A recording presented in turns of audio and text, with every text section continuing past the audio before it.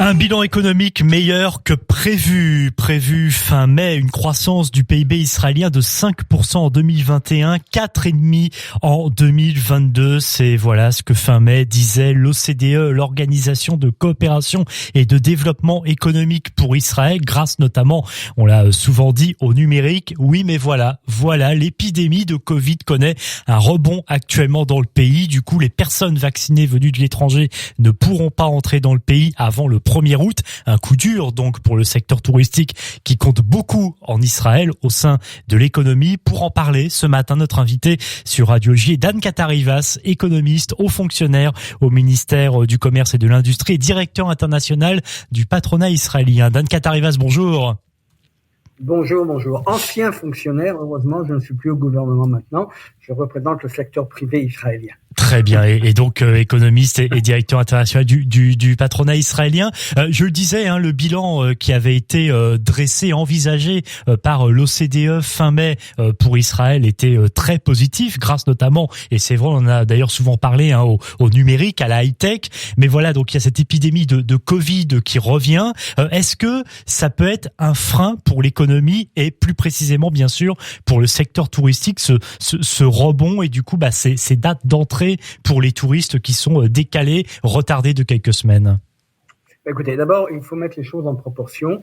Le rebond de la pandémie en Israël est, j'espère, relativement limité et concentré dans 2 ou 3 ou 4 localités. Ce matin, le responsable israélien de la lutte contre le Covid n'était pas, je dirais, alarmant. Il parlait en disant, il y a un problème, donc il ne faut pas parler d'un rebond, on parle même pas d'une 4e vague. Espérons qu'ils ont raison, puisque quand même la majorité de la population israélienne est vaccinée. Donc je pense qu'à ce niveau-là, mettons les choses en proportion. Oui. Ce n'est pas une 4e vague. Il y a un problème. Je pense que le gouvernement actuel va prendre les précautions nécessaires. Maintenant, quand vous parlez du fait qu'on va repousser l'entrée du tourisme ou des touristes en Israël, écoutez, le tourisme en Israël, c'est très joli, mais ça ne représente pas une très grande part du PIB israélien. C'est vrai que ça représente beaucoup au niveau des emplois, que ce soit les hôtels, que ce soit les restaurants, que ce soit les loisirs, etc. Mais quand on regarde au niveau macroéconomique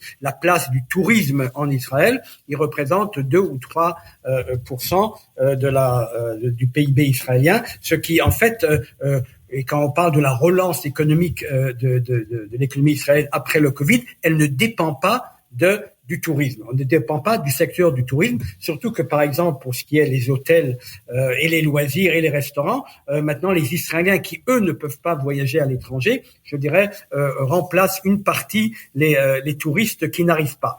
Cela dit, il est tout à fait nécessaire, à mon avis, d'essayer de trouver une formule pour réouvrir Israël, non seulement aux touristes, parce que finalement, ça fait partie, je dirais, du paysage local et c'est important. Et il y a beaucoup de personnes qui finalement gagnent leur vie à partir du tourisme, mais surtout aussi le tourisme des affaires, les hommes d'affaires qui peuvent venir en Israël, Israéliens qui peuvent voyager à l'étranger. Donc je ne néglige pas et je ne minimise pas la partie du tourisme dans l'économie israélienne, mais non plus, il ne faut pas penser que c'est une partie très importante. Au contraire, ce qui se passe aujourd'hui en Israël, c'est cette transformation qui a été accentuée par la pandémie, qui est la transformation d'une économie qui était basée sur des biens et des services, en étant de plus en plus, je dirais, orienté vers les services.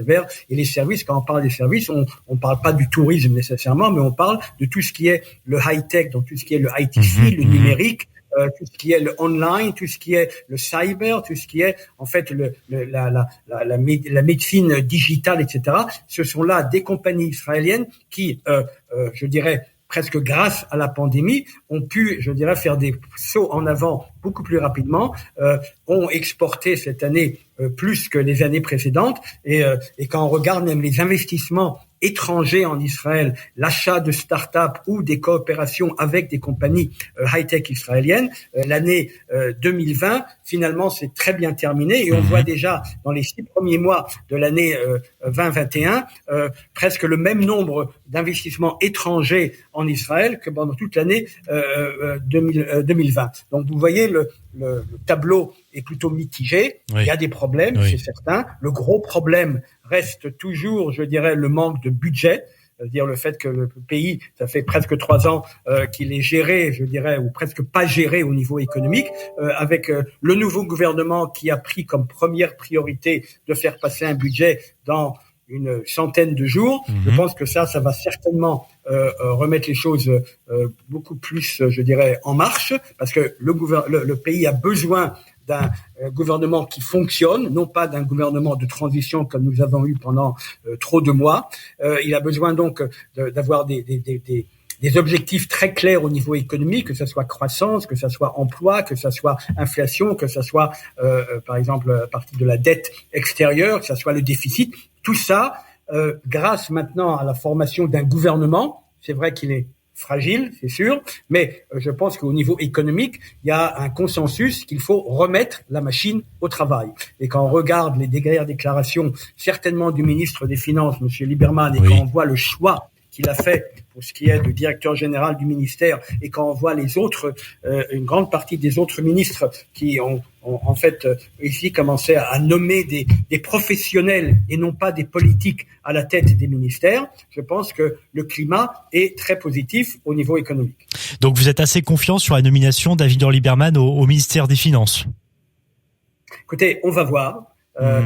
Il est rentré avec beaucoup de détermination je dirais, de tout d'abord faire passer le budget et la deuxième chose, de restaurer, je dirais, si on peut appeler ça le côté du professionnalisme du ministère des Finances qui malheureusement avait été touché par le ministre précédent, c'est-à-dire redonner aux fonctionnaires pas de diriger le ministère, mais au moins de pouvoir influencer, donner des alternatives, laisser aux politiques le choix, puisque finalement les politiques, eux, font le choix des politiques, mais dans chaque gouvernement, dans chaque pays, il y a quand même une classe technocratique qui est là pour gérer le quotidien, pour préparer des plans, et c'est aux politiques de décider. Et ça, je pense que M. Lieberman l'a bien compris, c'est pour ça qu'il a nommé des gens professionnels, il a restauré, je dirais, une certaine professionnalité au sein du ministère des Finances. On verra comment le budget va être préparé. Ça va être un budget, d'ailleurs, qui sera un budget pour l'année